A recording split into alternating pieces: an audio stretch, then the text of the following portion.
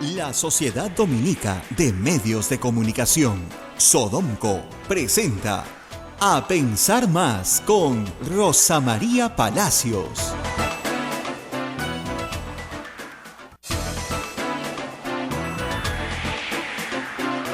Buenos días, señoras y señores, bienvenidos a Pensar Más con Rosa María Palacios a través de las emisoras de la Sociedad Dominica de Medios de Comunicación.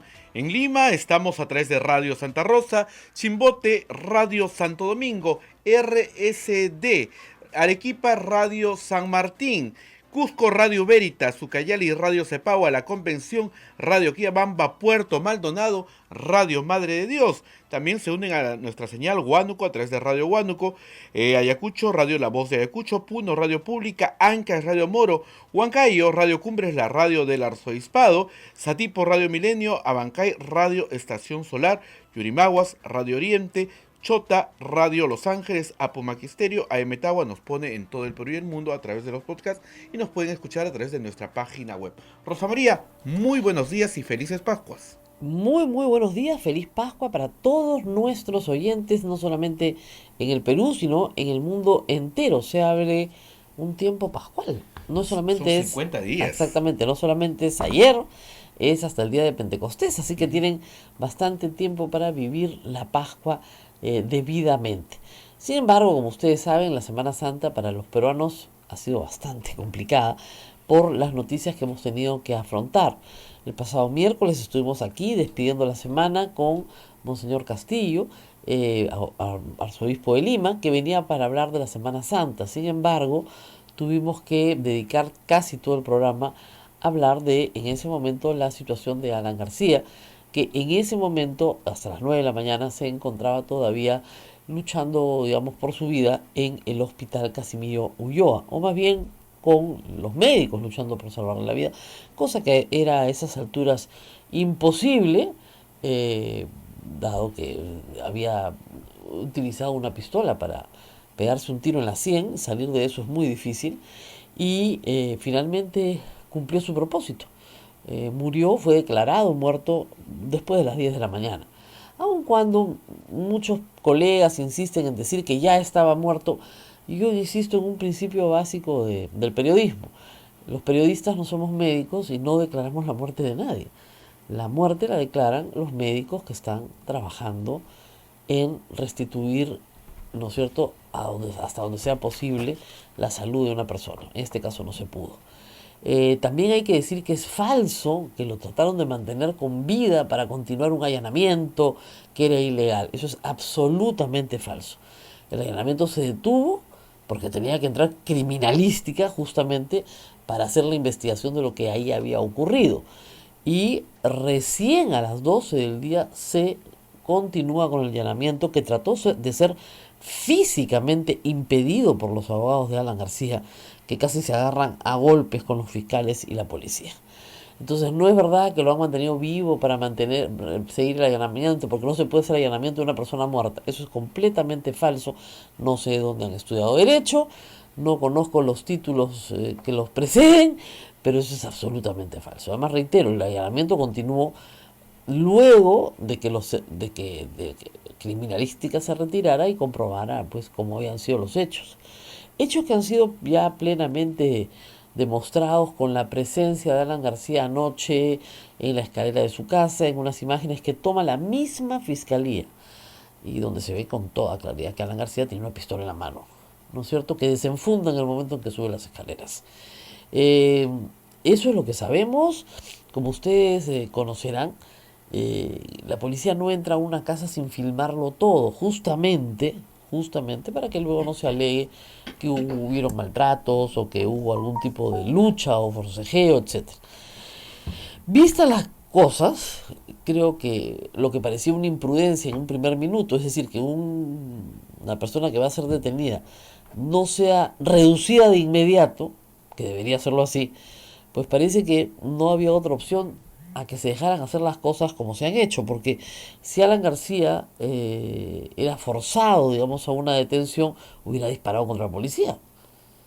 con gran riesgo para la vida de los policías que están haciendo su trabajo y del fiscal que está haciendo su trabajo. Podría haber sido un tiroteo incluso, ¿no? Así es. Podría haber sido un tiroteo lamentable y estaríamos hablando de otra situación completamente distinta. Como ustedes saben, ya está bien documentado, Alan García sube las escaleras, se encierra en su dormitorio, hace una llamada telefónica, cuelga y se pega un tiro. Esa es la historia con el desenlace que ya todos conocemos. Alan García ha fallecido, esa es la realidad. Yo lamento que a Alan García se le crea tan poco que muchos creen que no está muerto. O sea, eso es lamentable. Todo este fin de semana ha estado lleno de entre trolls y no tan trolls, pero en fin, de gente que se resiste a creer en la muerte de Alan García. Eso es lo que yo creo que es el fenómeno en el fondo, ¿no?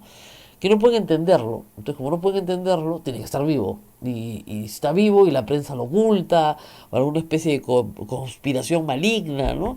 Y los periodistas no queremos informar porque estamos en esa misma conspiración maligna. Y se inventan cosas, imágenes donde él aparece que no corresponden a la hora ni al día. ¿Por qué no se le hizo necropsia? Por supuesto que se le ha hecho necropsia, ¿no? Había gente que el miércoles me decía, ¿por qué lo van a cremar? Lo van a cremar el viernes.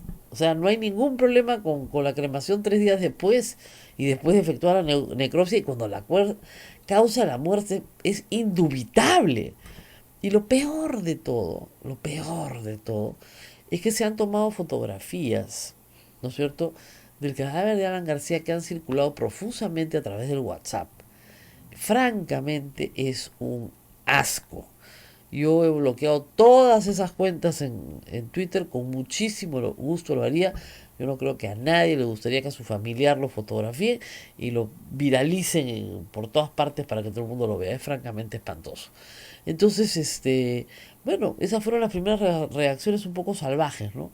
Viralizar fotografías de una persona fallecida, el salvajismo de decir no ha muerto, está vivo. ¿Ustedes saben lo que es para los familiares que les digan que su pariente está vivo todo el día? Es de una inhumanidad pues espantosa. Pero ya yendo al tema político, hubieron varios incidentes durante el velorio de Alan García. La familia pidió que no hubieran honores de Estado, que le correspondían a Alan García porque había muerto inocente y le correspondía por haber sido 2 veces presidente del Perú honores de Estado. No se los dieron. La familia se negó, no los quiere recibir de este gobierno. Los partidarios de Alan García se dedicaron a gritar en el velorio Vizcarra asesino, porque necesitan culpar de la muerte de Alan García a otro que no sea Alan García. Porque si culpan a Alan García de su propia muerte, se acaba el martirologio. Y la verdad es que el único culpable de la muerte de García es García. Nadie más. Es una decisión personal que él ha tomado. Y la ha tomado solo. No ha hecho una reunión política para discutirla, no ha conversado con sus seguidores ni con sus familiares, la ha tomado solo. Y por lo tanto, el único responsable de esa decisión política es él. Nadie más. Y es una decisión política, porque él quería darle contenido político. O sea, quería en su carta de despedida, donde explica sus motivos, lo señala así. Es una carta completamente política. No hay una palabra de cariño para sus hijos, un perdón para sus enemigos o un perdón para sus víctimas, porque Alan García tuvo muchísimas víctimas en vida. No hay ahí ni siquiera ninguna consideración, simplemente no existen, no están ni en su imaginación. Su muerte fue un acto político. Entonces un acto político tiene que tener una narrativa distinta a la de él tomó esa decisión. La narrativa distinta es lo mató el cartel mediático, lo mató la mafia judicial. Y estoy utilizando expresiones exactamente textuales de lo que dijo Alfredo Barnechea en el velorio. Y yo lamento muchísimo. Esa intervención ha sido lamentable, pero lamentable. Tú no puedes presentarte en una casa que no es la tuya, porque Alfredo Barnechea no es ni familiar, ni compañero, ni aprista, ni exaprista. Hace muchos años postuló por pero probablemente algo le queda, a decir que hay un cartel mediático que cuando él llega a poder va a regular y luego decir que había una mafia judicial. Anoche se ha mandado un discurso de 7 minutos donde no dice nada y pretende dar explicaciones sobre el papelonazo que ha hecho.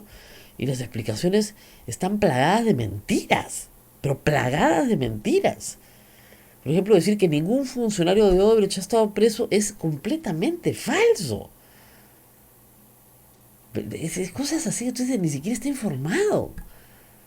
Y claro, Acción Popular, como ustedes se imaginarán, ha hecho un festival. El señor Mesías ha dicho que el señor Barnechea no lo representa, que sigue siendo aprista y que se quede en el APRA. Bueno, y en el APRA no lo van a recibir tampoco, ¿no? Como ustedes se imaginarán.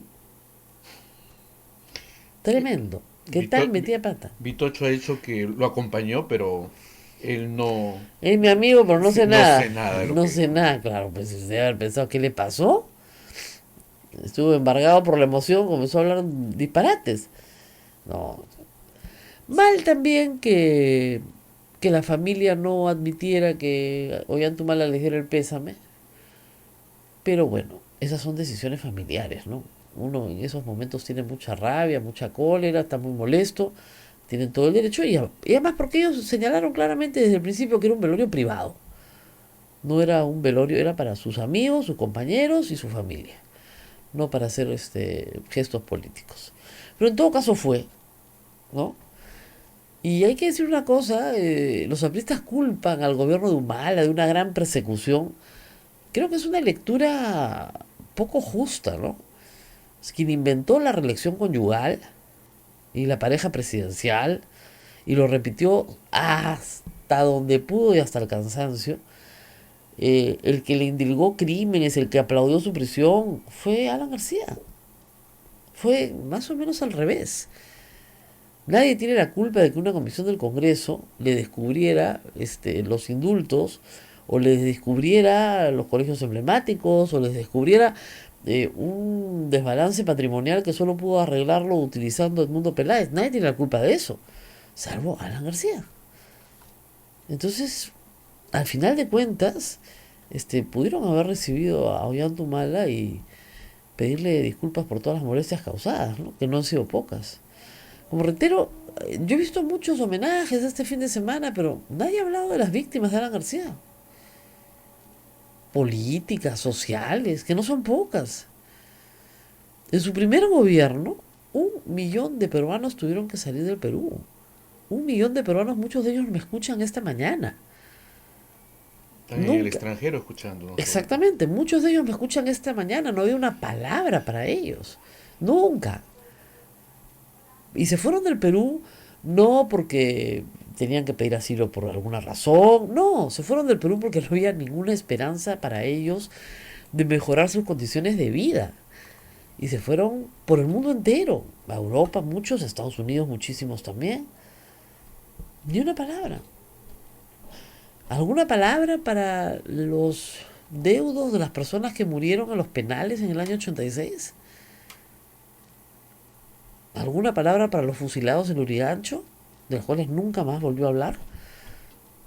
Sus palabras fueron: o se van ellos o me voy yo, y no se fue él a ninguna parte y no se fueron ellos tampoco y no pasó nada. Y cada vez que se trataba inútilmente de abrir el caso del Frontón, que sigue ahí en debate, pues se exoneraba a como diera lugar. ¿Y alguna palabra para todas aquellas personas que lo investigaron al finalizar su gobierno? Y él huyó, porque esa es la verdad. Un golpe de Estado lo puso fuera con un asilo que sí, pues sí correspondía, porque había un golpe de Estado. 8 años después se presentó en el Perú y persiguió a todas aquellas personas que no quisieron ser cercanos a él y que lo habían investigado y que conocían perfectamente lo que había hecho. Y después, la persecución a periodistas. Algún día se tiene que escribir ese capítulo. Alan García llamaba por teléfono a los medios de comunicación, hablaba con los propietarios y votaba periodistas. Empezó con Jaime Bailey en el año 85 y no paró. Y somos varios. No estoy sola en esto, no es un caso aislado. Somos varios. Y podemos seguir así toda la mañana. Porque en muchos casos no le reconoció a las personas que él quería liquidar o exterminar ningún derecho. Y yo estoy también en contra de las prisiones preventivas que se dispensan alegremente, pero debo decir algo. La persecución judicial a los adversarios políticos la inició el APRA. Esa ha sido su metodología. Comisiones investigadoras en el Congreso y luego te mandaban al Poder Judicial. Y luego te mandaban a Fiscalía a que tú con tu plata y con tu tiempo te defiendas todo el tiempo que pudieras. El mecanismo de la persecución judicial como estrategia política para silenciar al enemigo ha sido un mecanismo de refinada tortura utilizado por el partido aprista durante muchísimos años y con Alan García a la cabeza. ¿O ustedes creen que las persecuciones a Pedro Cateriano y a los ministros del régimen de Humala son gratuitas? ¿Acaso ellos no también no son víctimas de la misma metodología? A mí me hicieron lo mismo también. Te pasan por una comisión investigadora, te archivan un informe un par de años, lo sacan del cajón cuando lo necesitan, lo hacen botar a patadas, lo mandan a la fiscalía y te tienen locos un par de años gastando plata para ver si te encontramos algo. Esa fue la metodología del partido aprista. Para eso utilizaron las comisiones de fiscalización. Entonces, que no vengan a hablar ahora de mafia judicial o de persecución judicial, cuando los que utilizaron, reitero, esa metodología contra sus adversarios han sido siempre los apristas. Lo que nunca imaginaron es que la metodología que con tanto orgullo reclamaban como fiscalizadora se iba a volver en contra suya y que se la hacían aplicar a ellos también. Eso no lo imaginaron, eso no estaba en la escena. Porque siempre, y otra gran víctima de Alan García es el sistema de justicia, siempre Alan García controló el sistema de justicia.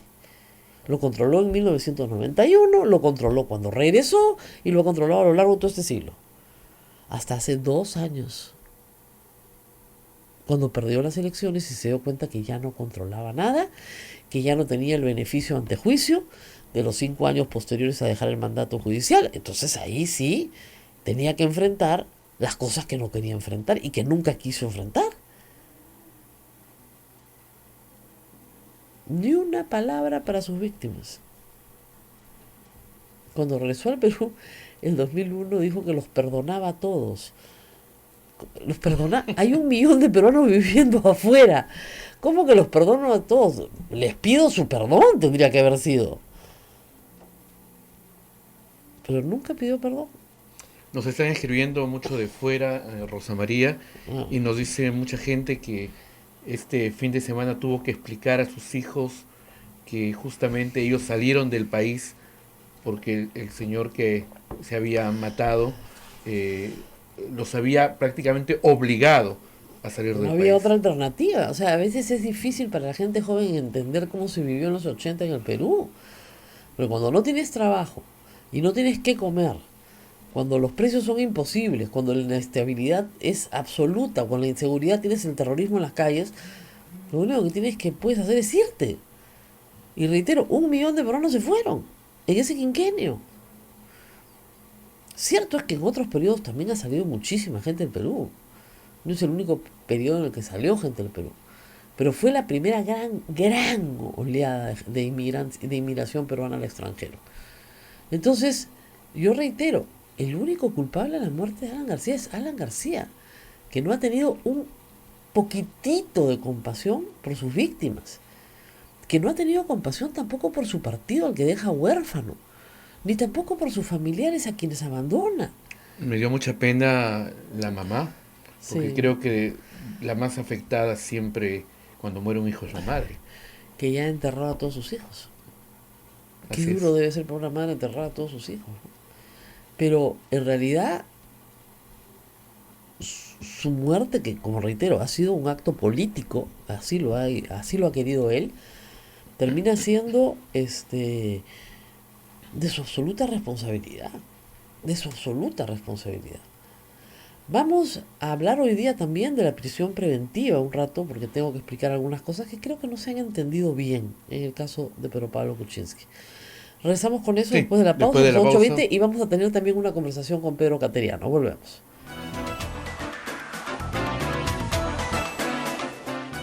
Sodomco, Sociedad Dominica de Medios de Comunicación. Continuamos con A Pensar Más a través de las emisoras de la Sociedad Dominica de Medios de Comunicación. Rosa María. Bueno, vamos a hablar un poco de la prisión preventiva y la prisión preliminar para que ustedes tengan un panorama un poco más claro, porque creo que hay una enorme confusión. Miren, vamos a hablar de los principios constitucionales que creo que les van a quedar más o menos claros y vamos primero a lo más grande. ¿Qué nos dice la Constitución del Perú? Que toda persona es inocente hasta que no se le pruebe lo contrario. Por lo tanto, la carga de la prueba está en la fiscalía, que es la que acusa, ¿no es cierto? Las personas no tienen que probar su inocencia, eso es imposible. Tienen que probar, ¿no es cierto?, frente a los cargos que hace la fiscalía, cuáles son sus descargos. Pero la carga, la acusación, es de la fiscalía. Por lo tanto, hasta que no te condenen, eres inocente. Pero puede haber indicios suficientes de culpabilidad, indicios suficientes de que puede ser una persona peligrosa incluso para la sociedad y que por lo tanto se tienen que tomar algunas medidas excepcionales. ¿Ok? Si se trata de crímenes de menos de 4 años de condena, no se tiene que ni discutir la prisión preventiva, pero ni discutir. ¿Ok? Si se trata de crímenes con más de 4 años de prisión, sí se discute la prisión efectiva. Pero estamos hablando de crímenes dolosos que son graves. ¿Se dan cuenta? Son graves. Son graves para la sociedad. O sea, no es cualquier crimen. Un crimen grave. Muy bien. Entonces, ante esta gravedad, es posible que una persona que está siendo investigada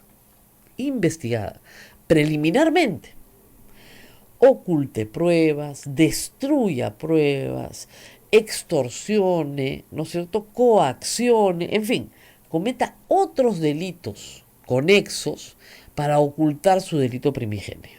¿Ok? Puede desde encubrimiento personal, encubrimiento real, oculta a personas que tendrían que haber declarado a favor de la fiscalía, etcétera. Muy bien. Para evitar esa presión, para preservar el proceso, le dicen al fiscal que puede solicitar a un juez la detención de esa persona por 10 días. Nada más. Entonces la fiscalía normalmente, litigando así estratégicamente, lo que hace es detener a un grupo grande de personas. Sobre todo en delitos como el lavado de activos, en criminalidad organizada. Detiene un grupo grande de personas por 10 días buscando ¿qué? Buscando colaboración eficaz. Es decir, que alguno se quiebre ante la perspectiva de una prisión más larga y lo cuente todo. El caso más notable en el Perú en los últimos meses ha sido el caso de Keiko Fujimori. Metieron presos a todo el grupo de Tarapoto. Inmediatamente Rolando Ratti se presentó y habló. Y lo dijo con toda claridad. Yo soy leal en la medida en que son leales conmigo. No han sido leales conmigo, voy y lo cuento todo. Y ese contarlo todo fue la base por la cual la fiscalía pudo sustentar una prisión preventiva contra Keiko Fujimori, que como ustedes recordarán, no se sustenta, creo yo, para mí, adecuadamente en el peligro de fuga, ni siquiera en la comisión de un delito como el de lavado de activos por recibir fondos de campaña. Se sustenta en el hecho de perturbar la acción probatoria por haber coaccionado a parte de la organización para que cambie su testimonio y no diga la verdad. ¿Ok? Ahora, en los casos en los cuales, por ejemplo, ustedes se enfrentan a un asesino serial, dejarlo en libertad sería muy peligroso, porque perturbaría la acción probatoria y seguiría cometiendo crímenes para perturbarla. Entonces no lo puedes dejar en libertad. Es complicado dejarlo en libertad. En los casos en los cuales tienes probada, no dudas, no, probada certeza de que la persona se va a fugar, que va a evadir la acción de la justicia, ¿no? Le chapas el plan de fuga, ya tenía los pasajes comprados, ¿no? O tenía ya dos personas que se habían comprometido a sacarla, ¿no es cierto?, del país, por la frontera, etcétera, y encuentras todo el plan de fuga. Es evidente que esa persona también tiene que ir a detención preventiva. Estamos hablando de hechos probados. Tú no puedes imponer una medida que es la más lesiva de todas a una persona sin tener probanza de lo que la ley te manda probar. Miren, la sanción más lesiva que se le puede poner a un peruano hoy es la pérdida de su libertad, porque la pena de muerte en este momento es inaplicable. Entonces, si la pérdida de libertad es la pena más lesiva que le puedes poner a alguien, tienes que reservarla para cuando, ¿no es cierto?, esa persona tenga que finalmente afrontar su condena. Pero estas condenas adelantadas no están en ningún libro de texto de doctrina de derecho penal. Y acá lo que se hace, lamentablemente, es adelantar condenas. ¿Ha mejorado la situación? Sí. Yo cuando estudié Derecho creo que el 70% de los presos no tenían condena. Hoy día es el 30%, pero el 30% es un horror. Ningún sistema de justicia, ¿no es cierto?, civilizado, tiene el 30% de los presos en cárcel sin condena. Anoche vi una interesante entrevista al presidente del Tribunal Constitucional, el señor Blume. El tribunal ha tenido que intervenir en este tema justamente utilizando la jurisprudencia de Humala Heredia para tratar de explicar por enésima vez a los jueces que esto no se puede hacer. En países nórdicos, ¿tú sabes cuánto es el tiempo de detención preventiva? 15 días. Y con permiso del juez se puede extender hasta 2 meses. Máximo 3, porque se supone que no te detienen para no hacer nada. Te detienen para actuar ciertas diligencias muy rápidos y poderte acusar. La debilidad del proceso Lavallato hoy día está en que no hay acusaciones. Claro, esta semana habla barata y puede ser que esto ayude muchísimo a acelerar las acusaciones, eso lo espero. Pero tú no puedes, por ejemplo, en el caso de Nadine Heredia, empezar a investigar en el 2014, estamos en 2019, ¿eh? El 2017 meterla a la cárcel, liberarla el 2018, muy bien. Todo esto ya con prisión preventiva, todo. Ha salido de la cárcel en mayo del año pasado, hace 12 meses, y todavía no tiene acusación. Y la investigación viene durando para ella casi 5 años. ¿Tiene algún sentido? No tiene ninguno. Lo único que puedes llegar a la conclusión es que no la acusan porque no tienen un caso fuerte. Y si no tienen un caso fuerte es un papelonazo haberle hecho todo lo que le han hecho a una persona 5 años. Pero si por el contrario, sí tienen las pruebas, sí están documentados, sí, entonces que acusen. Pero no acusan, pues. Y el fiscal Vela en eso ya viene mintiendo, lamentablemente. Ha dicho varias veces que ya ahorita, que esta semana, no ha acusado. No acusa a nadie del caso Lavallato. Es pura prisión preventiva. Incautaciones, embargos, o sea, todas las medidas lesivas, ¿no?, a las personas, le quitan su patrimonio, le quitan su libertad, ya. ¿Y la acusación para cuándo? Yo estoy de acuerdo con ustedes que toda persona corrupta tiene que ser condenada. El problema es que no han sido condenadas. Ninguna de estas personas ha sido condenada. Ahí está la confusión, porque muchas personas creen que son un juicio lo que ha pasado. Sí, que ya están presos, están condenados. No ha habido ninguna condena porque no ha habido ni siquiera acusación. Son casos que no han salido de fiscalía. De verdad es una vergüenza. Eso es una vergüenza. Está, o sea, 5 años el caso de Nadine Heredia y su esposo desde que dejó de ser presidente, que van a ser 3. 3, 5. O sea, Eso no tiene sentido judicial alguno. Pero no tiene sentido. Además, ¿qué pasa? Tienes que seguir litigando porque te quedas sin casa, porque te meten preso, porque entonces tienes que continuar en el litigio. Keiko Fujimori se iba a librar con Inostroza de toda esta historia porque ya tenían armadita la casación. Con las justas. Salieron porque ella tenía 3 años investigada. con las justas el fiscal José Domingo Pérez salvó el proceso. Pero ya tenía 3 años investigada. Y ahora son 3 años y medio que tiene investigada. Y de nuevo la pregunta es ¿por qué no acusan? Porque los casos más débiles que tiene la fiscalía son los casos que tienen que ver con fondos de campaña. Porque ni ellos tienen claro que eso es lavado de activos. Esos son los casos más débiles. Los casos mejor armados, que son el caso Toledo y el caso Villarán, yo no entiendo por qué no hay más avances. En el caso Toledo, claro, porque el principal inculpado está tratando de ser extraditado por el Perú. Pero en el caso de Susana Villarán, yo creo que con las declaraciones que ya se han dado de Odebrecht y de OAS que declara hoy, el caso debería estar cerrado. Y que se le lleve a juicio y que se le procese. O que se archive. Esas son las dos posibilidades. O se archiva o se procesa a la gente. Así de simple. El caso de Alan García estaba muy atrasado porque ha sido el último en ser investigado por materias vinculadas a Lavallato. El último. ¿Cómo queda el caso? Es lo que nos están preguntando bastante. ¿Cómo queda el caso del señor A ver. Alan García después que él se ha suicidado? A ¿Se ver. cierra o continúa? Depende, pues. La muerte extingue la acción penal. O sea, no se puede seguir un proceso contra Alan García muerto porque no tiene un objeto. El objeto del proceso es recibir una condena o una absolución. ¿Qué objeto tendría en poner una condena sobre Alan García si está muerto? No tiene ningún objeto.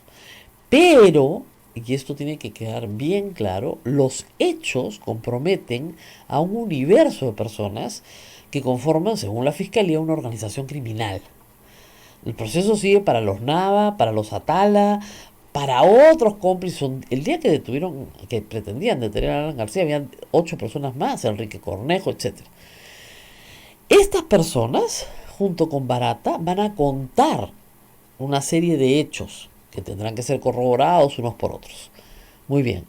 Y la Fiscalía va a pedir, ¿no es cierto?, colaboración internacional para encontrar una serie de bienes, cuentas, etcétera, transferencias, saltos, etcétera. Todo eso se puede lograr perfectamente sin Alan García. Pero hay algo más para todos los que están interesados. El patrimonio de una persona que ha pertenecido a una organización criminal no está exento de ser incautado, a pesar de que ha muerto. Es decir, el año pasado, justamente en agosto del año pasado, se publicó la última ley que tenemos sobre extinción de dominio o pérdida de dominio. Yo pierdo el dominio de mis bienes o se extingue el dominio de mis bienes cuando el Estado me prueba en un proceso autónomo. No es un proceso penal, es un proceso autónomo. Me prueban que esos bienes que yo detento son producto de delito. Yo pierdo el dominio. Entonces la ley de pérdida de dominio se puede aplicar perfectamente en el caso de Alan García. No tiene que estar vivo. Lo que se persigue es el bien. Y el bien existe al margen de su titular. ¿Ok? Si se prueba, por ejemplo, que la casa donde vivía Alan García fue comprada con dineros que fueron proporcionados por la empresa Odebrecht en procesos complejos donde se salta pues 4 veces, hay 3 testaferros, etcétera, etcétera, la casa se incauta y pasa a ser de dominio del Estado. Los herederos de Alan García pierden el dominio sobre ese bien. Y así sucesivamente sobre las cuentas que se encuentran. Por más que los bienes lo haya pasado a nombre de tus hijos o de terceros, sobrino, de terceros, no interesa. No interesa, se persigue el bien. El bien es el que se persigue. Las cuentas que se incauten, se incauta todo el dinero que se encuentran en las cuentas. Entonces, eso se puede hacer. Hay que encontrar todas las cosas. Por eso es muy importante que Barata hable. Y dé la información que vincula a Nava con Atala, etcétera, etcétera, y a Nava con Atala con Alan García, que es la presunción que adopta la Fiscalía, si ustedes han leído, para pedir la orden de detención preliminar por 10 días. Era presumible que la Fiscalía quería que Alan García estuviera detenido durante las declaraciones de Barata. Claro. Que coincidían con los 10 días. Ese supongo yo, era el plan. Pero regresando a la prisión preventiva, entonces la prisión preventiva es de carácter excepcional. Esa es la primera cosa que hay que decir. Tienen que ser delitos graves, de más de 4 años. Tienen que haber indicios razonables de que es delito. De lo que mi conducta es imputable como delito. En el caso de Humala Heredia, miren, ni siquiera hay una claridad jurisprudencial sobre que eso es lavado de activos, el recibir fondos de campaña. Y en el caso de Keiko igual. Keiko, digamos, perturbó su propia situación, muy mal aconsejada por sus abogados. No debe haber pedido a nadie que cambie su versión. Había sido, sí, pues, recibimos. Pero en fin, ya se ha hecho, eso se ha explicado varias veces. En el caso de los demás, Susana Villarán y Pedro Pablo Kuczynski tenían impedimento de salir del país. Y no han salido del país. No se han fugado, no han intentado fugarse. El señor Kuczynski pidió permiso para una operación al corazón el año pasado, le dijeron que no y no se fue. Es muy gracioso, la gente dice, pedir permiso ya es peligro de fuga. Está pidiendo permiso. El que pide permiso no se está fugando, está pidiendo permiso. Le dicen que no y se quedó. Y hoy está en un hospital probablemente porque no pudo hacerse la operación que tenía que hacerse. Entonces, de nuevo, incluso cuando una persona podría tener por excepción que irse a prisión preventiva, hay una excepción dentro de esa excepción, que es la edad, el embarazo y la grave enfermedad. En esas situaciones, la persona tampoco se va a prisión preventiva. Esa es la norma. La excepción a esa norma es que aún en esas condiciones la posibilidad de fuga pues es inminente, la posibilidad de riesgo procesal es inminente, la perturbación del proceso es inminente. Díganme ustedes, ¿en qué puede perturbar el proceso Pedro Pablo Kuczynski? Está echado en una cama en cuidados intensivos. ¿En qué puede perturbar el proceso? ¿Tiene más de 65 años? Sí. ¿Está enfermo? Sí. ¿Puede perturbar el proceso? ¿En qué? Pero ni en la más alocada imaginación se me ocurre a mí en qué puede perturbar el proceso. Ni tiene un equipo de gente que... No tiene un cobre, le han embarcado todas las cuentas. Tiene que mantener una casa enorme para la cual no tiene cómo pagar. Es cosa de locos. Tiene que vivir en la casa incautada, no incautada, embargada. El fiscal insiste en que la casa se la compró derecho, lo cual es falso, porque cualquiera que sepa un poquito de contabilidad se da cuenta, pero en fin, no se las vamos a soplar todas, queda su chamba. Pero la verdad, no tiene sentido decir que este señor va a perturbar la acción probatoria. Ni tiene congresistas tampoco. No tiene ni poder, ni congresistas, ni plata. O sea, para fugarte tienes que tener recursos. El señor Inostroza se fuga por el norte, pero tiene que pagar todo. Tiene que pagar hasta la gasolina para sacarlo. O sea, tiene que tener recursos para poder salir del Perú. Y recursos para poder vivir en España un tiempo indeterminado. ¿Y por qué en España está en su casa? Ustedes dirán, ah, claro, ha coimeado al sistema de justicia de España. No, pues, porque son sistemas de justicia de países civilizados, donde la gente espera su condena en su casa. Condena. Entonces, no, los Estados Unidos pagas una fianza y te das en tu casa. Y por último, si eres muy peligroso, te ponen grillete electrónico. Claro, acá hay la ley, por supuesto, hay el marco legal, hay algunos grilletes electrónicos, poquísimos, creo que no pasan de 30, porque no hay centro de monitoreo. Y no hay el número suficiente de policías para monitorear. Lo cual es absurdo, porque es mucho más caro tener gente a la cárcel para el Estado peruano. Entonces, la prisión preventiva, reitero, es excepcional. No es un método. Acá en el Perú es un método. Te meten preso 3 años, después te absuelven y no te dan ni las disculpas del caso. Eva Bracamonte. 3 años presa. Y la absolvieron. 3 años presa en su época, además de juventud, cuando tenía que estar estudiando en la universidad, haciendo una carrera. 3 años a la cárcel. Porque tenemos dudas, no certezas. Porque de repente puede ser. Y al final la absolvieron. Porque además no había una prueba. O sea, es una cosa que tan evidente, era un juicio mediático. La juzgaron en los medios de comunicación. La lincharon en los medios de comunicación. Y hay tantos casos de linchamientos que terminan en absoluciones. ¿Y qué pasa con la gente? Dice, ah, qué horror, la justicia está vendida. No, no había una prueba. No había de dónde. ¿Cómo, pues? Es bien complicado jugar con la libertad de las personas y después no entender que hay consecuencias para eso. Ahora, yo no creo, reitero, que Alan García haya muerto porque el sistema de justicia lo persiguió, por la mafia, porque tuvo unas condiciones carcelarias espantosas, porque nunca pisó una cárcel. Murió por su propia soledad y por su propio orgullo, porque decidió que él no pisaba una cárcel. Ayer, Rosa María, varias personas que antes sostenían que estaba muy bien la prisión Ah, preventiva, sí.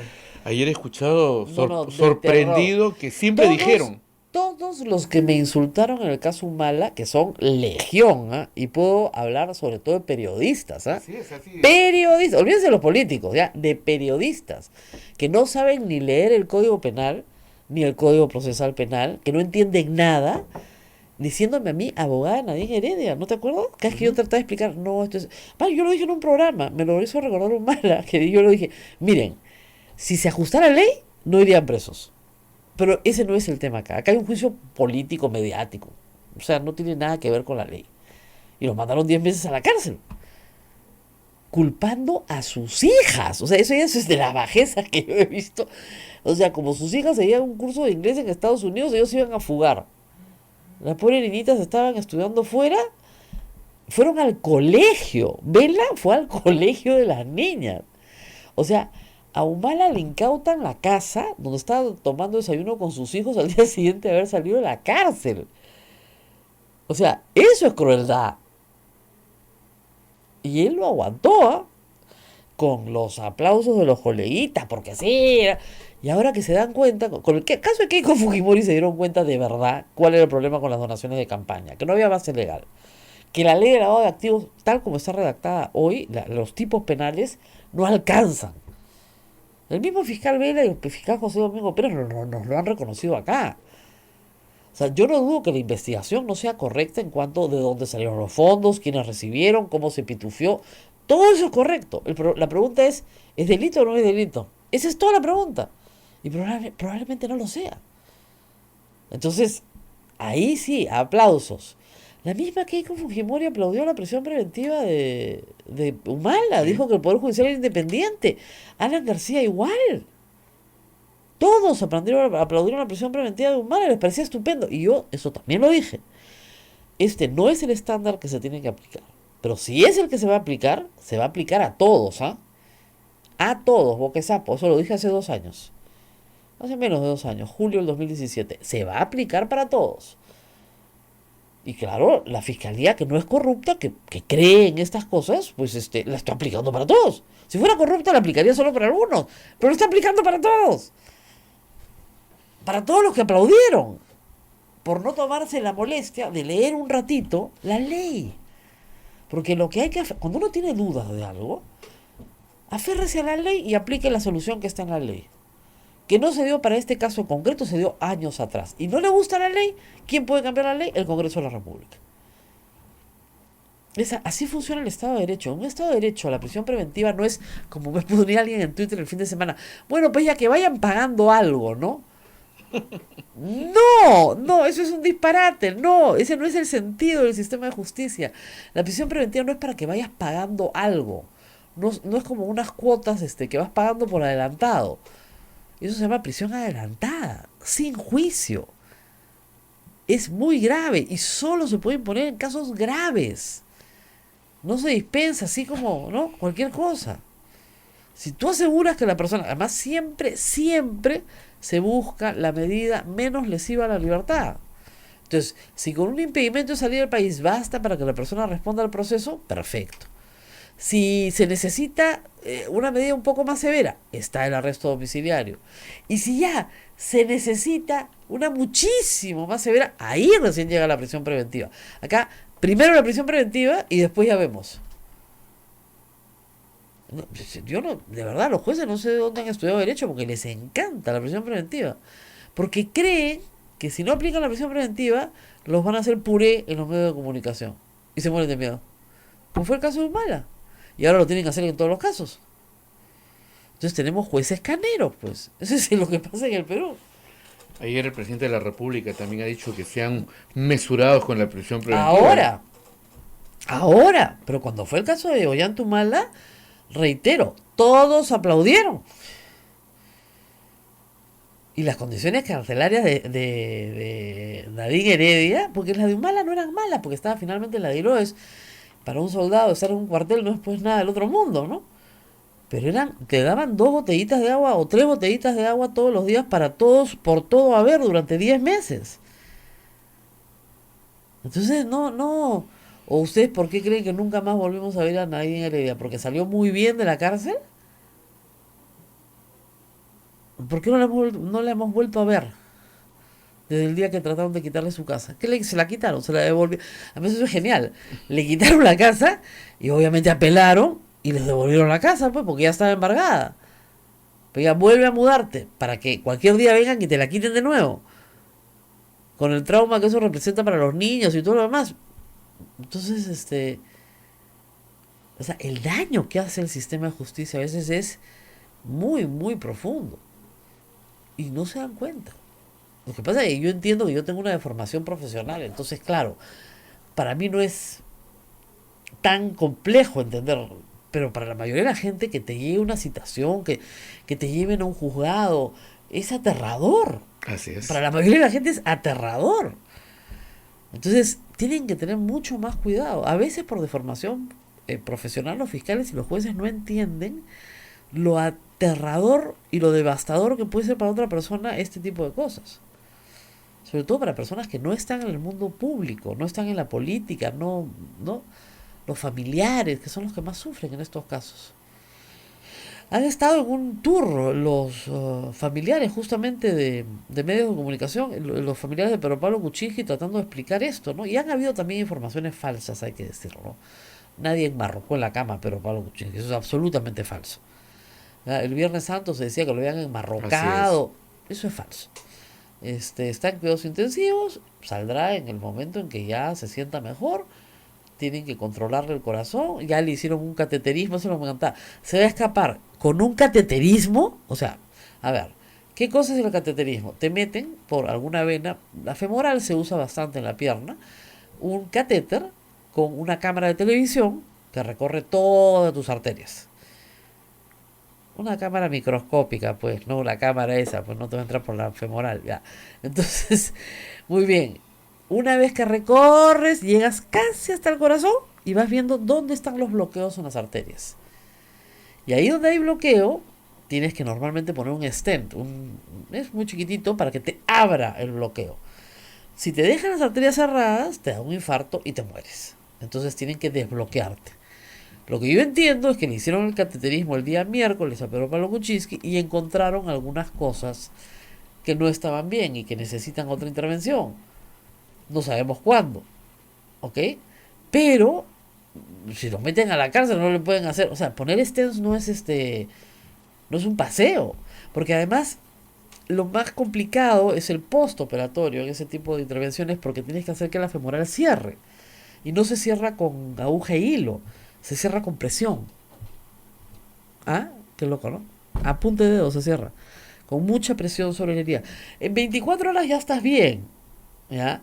Pero si tu corazón sigue fibrilando, no te van a sacar de cuidados intensivos. Yo no sé cuál es el estado de salud de esto. El señor fiscal dijo, a mí no me han informado cuál es su estado de salud y mantengo mi medida. Cuando se nos había informado a todos los periodistas que iban a variar la medida. Sí, salió una nota incluso así que salía arresto domiciliario. Arresto domiciliario. El fiscal se presenta nuevo y dice, no me han dado, el informe médico no me dice que sea arresto domiciliario. Oye, ¿qué informe médico? El hombre tiene compartido nacimiento nomás, tiene más de 80 años. Y esa es otra graciosa, ¿no? ¿Y por qué Alberto Fujimori está en la cárcel? Porque está condenado. Una cosa es condenado y otra cosa es sin condena. Investigado. Claro, ya me jalo los pelos. Ya, el Viernes Santo me decían, qué paciencia. O sea, paciencia de Cuaresma. Vamos a la pausa. Vamos a ver si volvemos con Pedro Cateriano. Vamos a ver si ya tenemos la entrevista con México. Perfecto.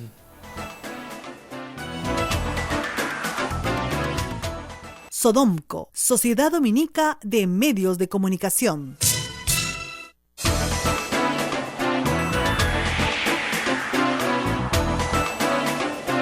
Vamos a pensar más a través de las emisoras de la Sociedad Dominica de Medios de Comunicación. Bueno, anoche sí debo confesar que ya perdí la paciencia y decidí reírme un rato porque ya es tanta la terquedad y he estado bloqueando y bloqueando y bloqueando, tanta la terquedad en esto de que Alan García está vivo y lo estamos ocultando y hay una conspiración, que dije sí, pues efectivamente, y que me daban órdenes, eso es otro, que mis jefes me daban órdenes para que no habláramos, ¿ya? Que porque estaba vivo. Entonces dije sí. Y mi comando alienígena, ¿no has leído mi tweet? Mi comando alienígena está muy activo y me han prohibido hablar del tema, pero sí me dan órdenes y tengo mi sombrero de papel aluminio en la cabeza para que sus ondas no lleguen hacia mí. Ya, la gente está loca, pues no hay que seguir la corriente nomás. Pero en fin, tenemos en la línea telefónica al doctor Pedro Cateriano. Él nos responde amablemente porque entiendo que está saliendo de viaje. Muy buenos días, doctor. Rosa María, buenos días, encantado de estar con ustedes. Bueno, queríamos comentar algunos de los tweets que hemos leído ayer, o anteayer en realidad, porque durante 3 días no ha dicho usted una palabra, y queríamos saber, en primer lugar, ¿por qué guardó prudente silencio luego de la muerte de Alan García? Porque creo que era una manera de respetar a la familia del expresidente, y en términos generales el duelo también de los apristas. No obstante ello, algunos dirigentes, no diría todos, aprovecharon este duelo y el silencio de algunos de los adversarios para atacar políticamente y de una manera irresponsable. Me refiero especialmente al caso de Luis González Posada, que temerariamente nos responsabilizó a Gustavo Orriti y a mí del suicidio de Alan García, por supuesto, una acusación sin ningún sustento. Ahora, luego del suicidio de Alan García, ¿cambia en algo su apreciación de los hechos ocurridos durante el periodo que investigó en los 80s? No cambia nada, creo que más bien, Rosa María, lamentablemente el tiempo nos ha dado la razón a todos aquellos que de alguna manera u otra hemos participado en diferentes investigaciones que relacionaban al expresidente García con actos de corrupción. Así es. Ahora, el suicidio de Alan García puede ser explicado por muchas causas, pero en realidad nunca las sabremos. Él da una explicación por escrito, pero no es toda la explicación. Mañana comienza a hablar Barata y hay información ya de la vinculación entre Nava, Atala, bastante clara y sobre coimas recibidas por ellos. ¿Cree usted que en los próximos días va a haber información que pueda asociar a todas las partes en este proceso para llegar finalmente a la verdad? Mira, Rosa María, creo que no hay que entrar al terreno de la especulación. Lo que sí debemos es exhortar a la empresa Odebrecht y a sus ejecutivos y a todos los que han participado en las obras en el Perú y decirles lo siguiente: ellos han hecho mucho daño al Perú, y un daño que inclusive ha llevado a que el expresidente Alan García se suicide. Es el momento oportuno para que digan toda la verdad de lo acontecido. El país requiere de esa verdad, y por lo tanto yo exhortaría a la empresa Odebrecht como institución y a estos ex ejecutivos de esa empresa para que digan toda la verdad de lo acontecido. En el caso del expresidente García, está claro que a raíz de la información divulgada por IDL Reporteros y en términos generales por la prensa, que imputaban a su exsecretario Nava de haber recibido $4 millones, diríamos que eso fue lo que cercó a García, porque ¿qué hacía recibiendo $4 millones Nava, su hijo, el ex vicepresidente Petroperú, Atala, y el hijo del señor Atala, cuando fueron funcionarios que no tenían ninguna competencia legal, ninguna facultad para decidir en el aspecto de la obra pública, directamente con Odebrecht. Entonces, ¿por qué razón Odebrecht tenía que pagar sobornos a esta clase de funcionarios que ciertamente está probado que tienen o que tenían, para ser más precisos, cercanía con el presidente García? Creo que ese fue un punto de inflexión de la investigación. Hay, usted ha dicho que Alan García evadió la justicia por prescripción, en primer caso, y ahora por extinción. Entonces, ¿Alan García triunfó Porque sobre la cuando justicia? una persona muere, de acuerdo a ley, la acción penal se extingue. Pero eso no quiere decir de ninguna manera que la investigación se paraliza. Es decir, todas las personas que han estado vinculadas al hecho tendrán que responder por sus actos. Es decir, la investigación tiene que continuar. Y en eso coincido con lo que ayer Mario Vargas Llosa ha señalado. Es decir, el suicidio de Alan García no debe detener las investigaciones que han venido realizando los fiscales Vela y José Domingo Pérez y que han respaldado los jueces. Eso tiene que seguir su cauce legal. Así es. Ahora, premonitoriamente usted dijo, horas antes de que muriera Alan García en Twitter, en una declaración pública además, día a día lo están cercando. ¿Usted cree que ese cerco ya resultó siendo insoportable para Alan García? Bueno, a ver, repito, especular es... Difícil, claro. Difícil, pero ciertamente sus declaraciones, sus gestos, sus últimas presentaciones dieron esa impresión, Rosa María, ¿no? Así es. Usted ha dicho una cosa que es verdad, un demócrata respeta la Constitución, la ley, las resoluciones judiciales y fiscales. Un demócrata no evade la justicia. Esa es una lección que todos debemos sacar, porque después se crea una glorificación de este acto, lo cual en realidad es muy inconveniente para la democracia peruana. Exactamente. El Estado de Derecho es el gobierno de las leyes. Implica la vigencia de la Constitución, el cumplimiento de la ley y el acatamiento de las resoluciones judiciales y fiscales. Ese es el rasgo distintivo de un sistema democrático. No podemos, por lo tanto, aceptar teorías en las cuales cuando a mí me afecta una resolución judicial o fiscal, no la acato, y porque iríamos pues retrocederíamos a la ley de la selva, y en eso no se distingue una democracia, en donde uno mismo aplica la ley o interpreta según sus intereses las resoluciones fiscales o judiciales.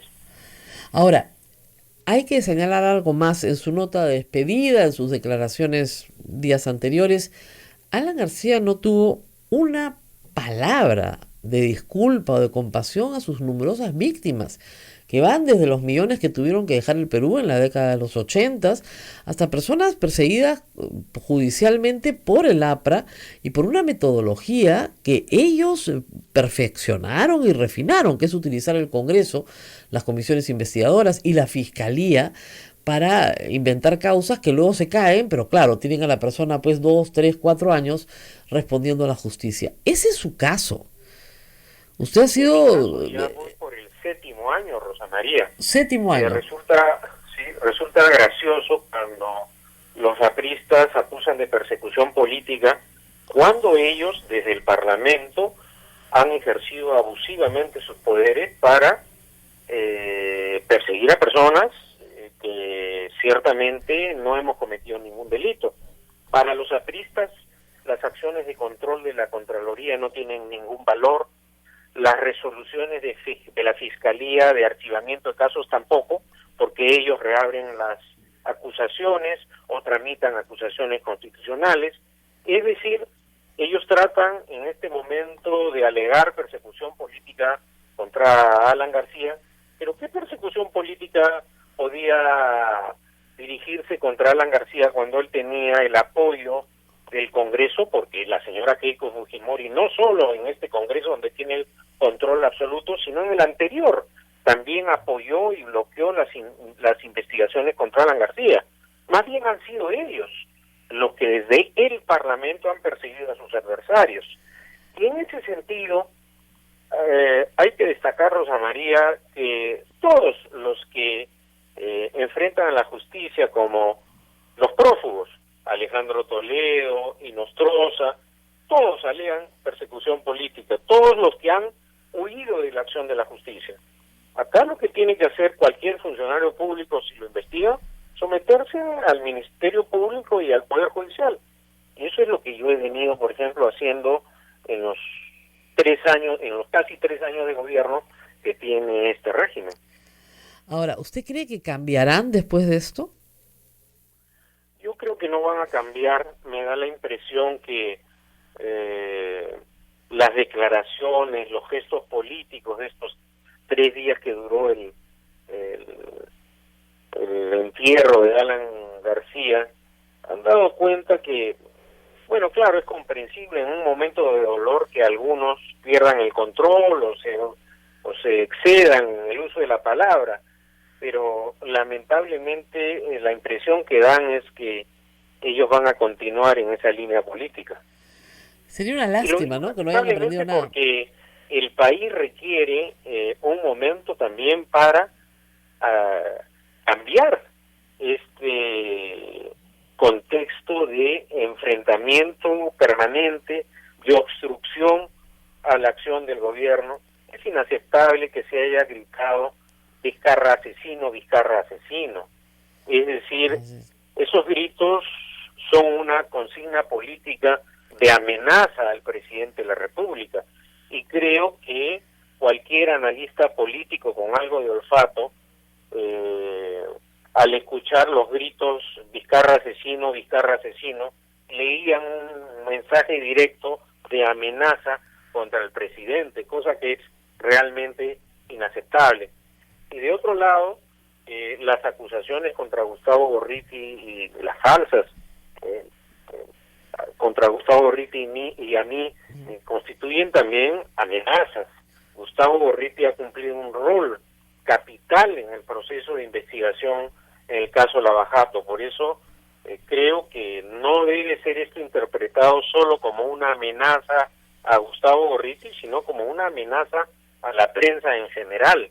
Esto lo acabo de señalar en una entrevista que me acaban de hacer para la periodista Carmen Aristegui de México, que el papel que ha jugado la prensa en el país, y en casos como el tuyo, Rosa María, en donde también tu tribuna ha sido permanentemente algo fundamental para denunciar los actos de corrupción, no puede ser silenciada o intentar ser silenciada con amenazas como las que ha proferido González Posada y otros dirigentes apristas, sin mencionar nombres y apellidos, pero que también han venido señalando esto. A mí, francamente, Rosa María, me han sorprendido las declaraciones de Alfredo Barnechea en este sentido, que lidera o tiene la intención de liderar a un partido de probada trayectoria democrática como es Acción Popular. Claro, anoche ha tratado de moderar sus declaraciones con algunas mentiras, ¿cierto? Pero en realidad, lo dijo claramente en el velorio de Alan García, él va a luchar contra un cartel mediático, o sea, contra la prensa, y además va a denunciar a una mafia judicial. Entonces no tiene respeto por las resoluciones judiciales y tampoco tiene respeto por la libertad de expresión. A mí me quedó más o menos claro mientras todos gritaban Vizcarra asesino, que tampoco tiene respeto por la separación de poderes. Creo que quedó claro para todos. Contra Barnechea no tengo nada, es una persona... Así es, a mí me da mucha pena, pero... una cordial relación, pero creo que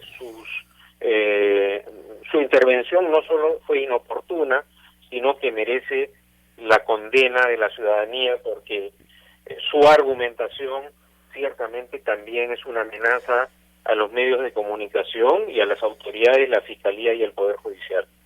Bueno, muy bien, buen viaje. Sabemos que parte para una conferencia importante en España, así que buen viaje y lo veremos pronto ya de regreso en Lima. Gracias, Rosa María. Muy bien. Muy buenos días. Y nosotros nos vamos despidiendo.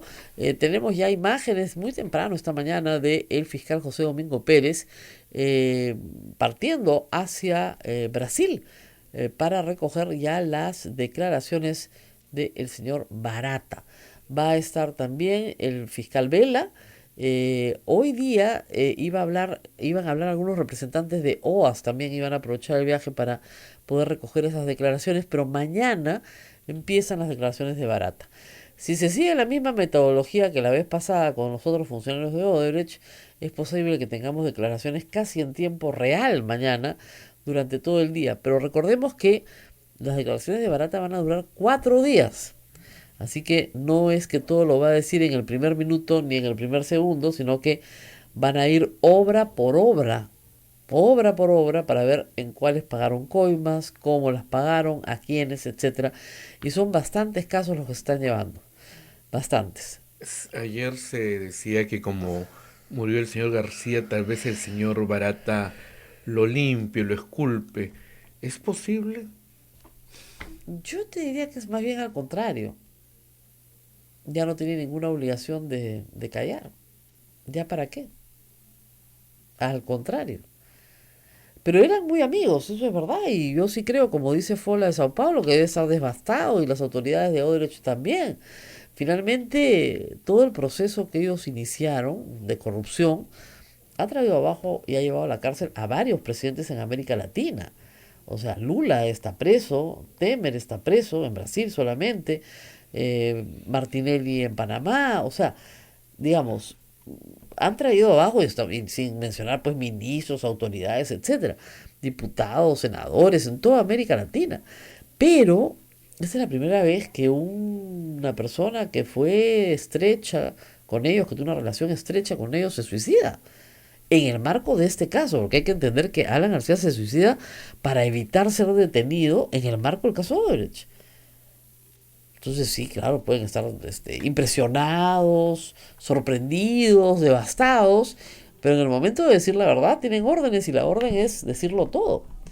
Y Barata lo tiene que contar todo, por su propia seguridad y por la seguridad de su compañía. Porque si la fiscalía percibe incongruencias, contradicciones, simplemente su testimonio no se va a tener como válido y se cae toda la colaboración eficaz. A él no le conviene en absoluto y a su empresa tampoco. Para que exista una colaboración en esta materia, el señor Barata tiene que contarlo todo, porque si no, no hay colaboración, se acaba. Eso no quiere decir que tiene que incriminar a una persona, pero si le están preguntando por determinados hechos y él dice que no recuerda o no sabe, oye, ¿cómo apareció la plata en la cuenta de Nava? No sé, no me acuerdo. Bueno, se acabó la colaboración eficaz, es evidente que está negándose a responder. Pero yo sí creo que va a responder absolutamente todo. Entonces esperaremos con mucha atención lo que Sí, pase. no, y además reitero, mañana lo vamos a reiterar, no esperen que el primer día hable de todo lo que ustedes quieren. Son 4 días de declaraciones, martes, miércoles, jueves y viernes, con la posibilidad de que más adelante se le vuelva a requerir. Y además, no solamente eso, ojo, en el juicio se le va a requerir, porque tiene que participar en el juicio oral. Él y todos los que la fiscalía considere necesarios para sustentar la acusación. Entonces, es una persona que va a tener, digamos, una colaboración con la justicia peruana por largo tiempo, hasta que se culminen íntegramente todos los procesos en el Perú. Y entiendo que son más de 40 carpetas fiscales todavía a nivel nacional las que se están manejando, vinculadas solo al caso Odebrecht. Son procesos grandes, largos, complejos, en distintas obras, en distintos momentos, etc. Muy bien. Y finalmente, señalar que las imágenes que ha propalado ayer Cuarto Poder son, creo yo, prueba contundente de que la policía no entró disparando, ni a matar, ni a asustarlo, que el que estaba más bien con un arma en la mano y que pudo haber terminado las cosas mucho peor fue Alan García. Nos tenemos que despedir. Nos tenemos que despedir, Rosa Nos María. vemos mañana. Hasta mañana.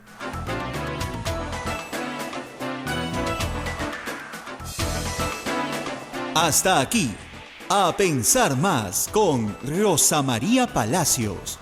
Este programa fue producido por la Sociedad Dominica de Medios de Comunicación, Sodomco.